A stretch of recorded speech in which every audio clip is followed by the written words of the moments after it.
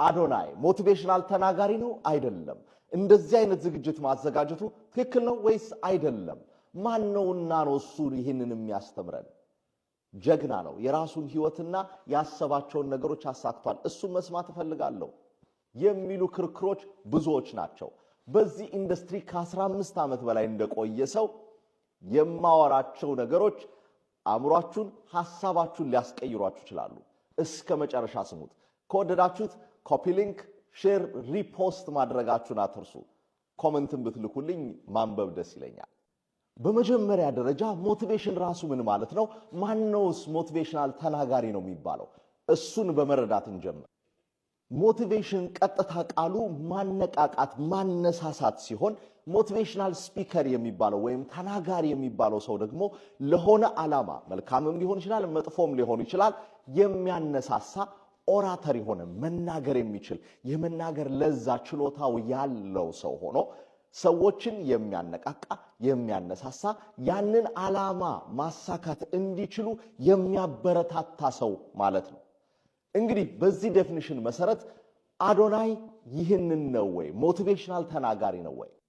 አነቃቂ ተናጋሪዎች ወይም ሞቲቬሽናል ተናጋሪዎች የምንላቸው ሁሉ በሳይኮሎጂ የተማሩ በዚህ ዘርፍ ትሬንድ የሆኑ ላይሆኑ ይችላሉ።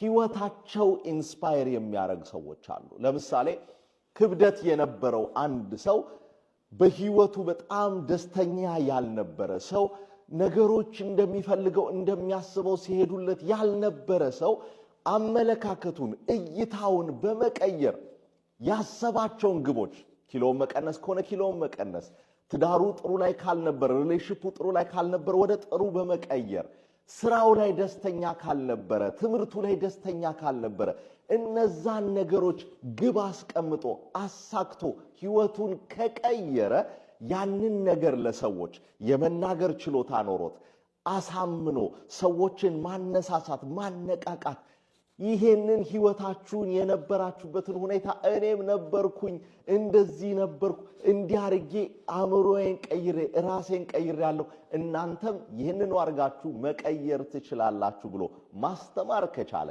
መናገር ከቻለ ሞቲቬሽናል ስፒከር መባል ይችላል። ይሄ ማለት የስነ ልቦና ባለሙያ ነው ማለት አይደለም። እኔ ሲጀምር ከ15 ዓመት በፊት ልጅ ነበርኩ፣ በጣም ልጅ ነበርኩ። ማን ነውና ነው እሱ እንደዚህ የሚናገረው ተብዬ ነበር። ምክንያቱም ኮረስፖንድ የሚያደርግ ትምህርት አልነበረኝም። በጊዜው ሶሲዮሎጂ ነበር የተማርኩት። ነገር ግን የስነ ልቦና በጣም ፍቅር ነበረኝ። መጽሐፎች አነብ ነበር። በህይወቴ ደስተኛ ያልሆንኩበት ህይወቴ ወደምፈልገው እየሄደ አልነበረም ብዬ የማስብበት ጊዜ ነበር። ያንን አሸንፌ መውጣት ቻልኩኝ። ራሴን አልወደውም ነበር።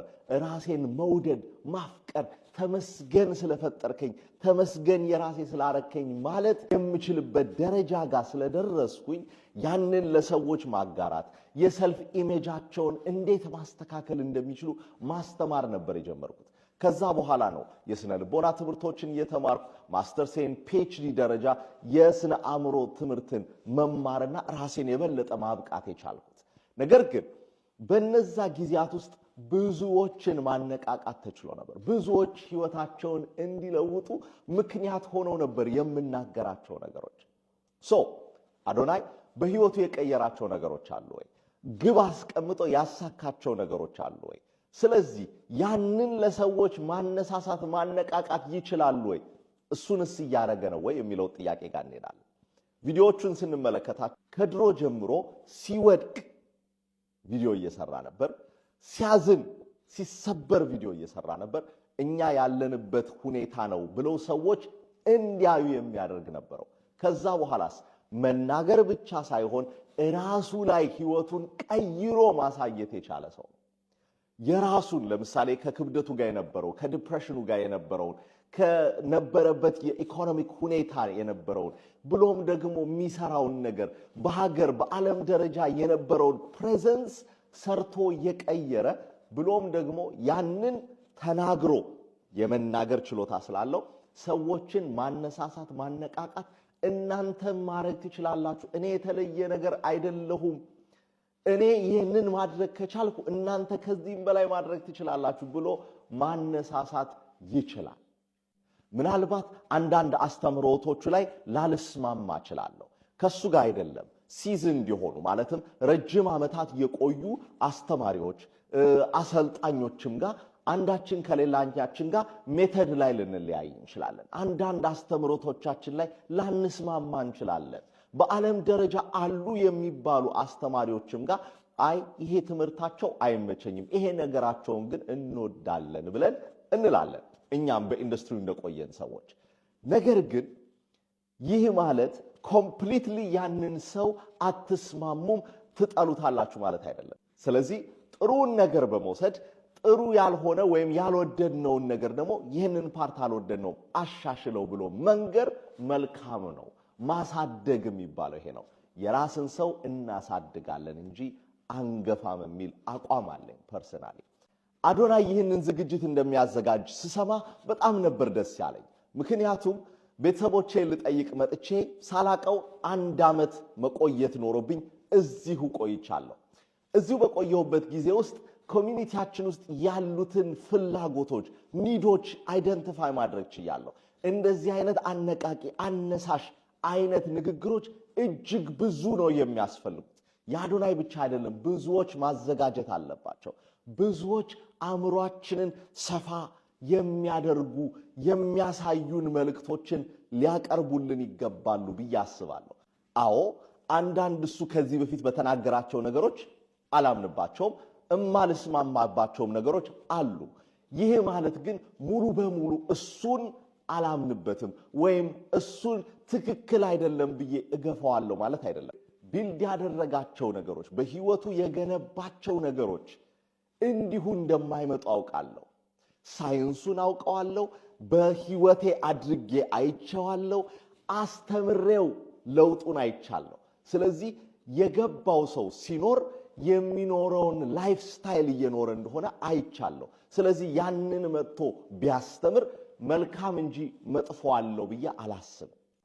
ገብተው በመማራቸው በመስማታቸው እንደዛ መልካም ነገር በሚወራበት ኢንቫይሮንመንት ውስጥ ብቻ እንኳን በመሆናቸው ብዙዎች ይቀየራሉ ብዬ አስባለሁ። ስለዚህ ሄደን ብናየው ብንሰማ ብንማርበት ጥቅም እንጂ ጉዳት አለው ብዬ አላስብም። እኔ ያለሁት ሚኒሶታ ነው። ዲሲ በሆን በደስታ መጣ ነበር። እያንዳንዱ ሌሎች አሰልጣኞች በሚያሰለጥኑበት ጊዜ ደስ ብሎኝ ነው የሚሄደው። እኔ አሰልጣኝ ስለሆንኩ ስልጠና በቃኝ አልልም፣ አውቃለሁኝ በቃኝ አልልም። ምክንያቱም ሁሌም እድገት ያስፈልጋል። እናንተም ሄዳችሁ እንደምትጠቀሙበት ተስፋ አድርጋለሁ። አዶናይ እንኳን ደስ ያለ፣ ህልምህን እያሳካህ እየኖርክ ስለሆነ እጅግ ደስ ይለኛል። ለብዙዎች ኢንስፒሬሽን ስለሆንክ ደግሞ ጎበዝ፣ አሁንም ቀጥልበት። እዚህ በአሜሪካ ላይ ባዘጋጀኸው ዝግጅት ስኬቱን ሁሉ እመኝልሃለሁ። አዳራሹ ሞልቶ ብዙዎች እንዲቀየሩ ሞቲቬት ኢንስፓየር እንደምታረጋቸው ባለሙሉ እምነት ነኝ። ብዙዎች እንደሚቀየሩበት ይህ መጀመሪያ እንጂ መጨረሻ አይደለም። በአሜሪካ ምድር በኢትዮጵያውያን ኮሚኒቲ ውስጥ የመጀመሪያ በዚህ ደረጃ የተዘጋጀ ሞቲቬሽን ኢንስፒሬሽናል ዝግጅት ነው። ለብዙዎች እንድናዘጋጅ ኢንስፒሬሽን እየሆንከን ስለሆነ ቀጥልበት፣ ከጎን ነን። ደቀጭን ከቀጭን እንደዛ የሆነ ልጅ ነው ዛሴት። እሱ እኛ ከምናውቀው ውጪ ሌላ ሞቲቬሽን የሚሰጠን ከሆነ ዋይኖት። በነገራችን ላይ ከኢትዮጵያ መጥቶ አሜሪካን መቀስቀስ ብቻ ራሱ እዛ ይሄን ሐሳብ ማምጣቱ ብቻ ራሱ አንድ ሞቲቬሽን ነው። ታውቃላችሁ እኛም እናውቀው አሜሪካ ለአፍሪካ እንደምትረዳ ለዓለም እንደምትረዳ ነው አይደል? ከኢትዮጵያ እርዳታ መምጣት ማለት ሞቲቬሽን ነው። ይሄ ብቻ ራሱ ሞቲቬሽን። ከኢትዮጵያ ተመጥቶ እንዴት ያነቃቃናል? ኢትዮጵያ ምንድነች? ከኢትዮጵያ መጥቶ እኔ ረዳሃለሁ ማለቱ ብቻ ራሱ ባይረዳም this is motivation። ኢትዮጵያ ሁሉ ቀን ተረጅ። ለምን እኛ ሀበሾች ራሱ ወደ ኢትዮጵያ የሆነ ነገር ሚላክ እንጂ ከኢትዮጵያ የሆነ ነገር አይወጣም ብለን አናምንም። ሀገራችንን እንንቃታለን። አሜሪካ ላይ ኖሮ ሳይመቸው ቀርቶ ኢትዮጵያ ተመልሶ ደልቶት ኢትዮጵያ ላይ እንዴት ደልተህ እንዴት ሞራል ተመልሰ ሰዎችን አነቃቂ መሆን መቻል ወደ አሜሪካ መምጣት እቺ ብቻ ሞቲቬሽን ናት በነገራችን ላይ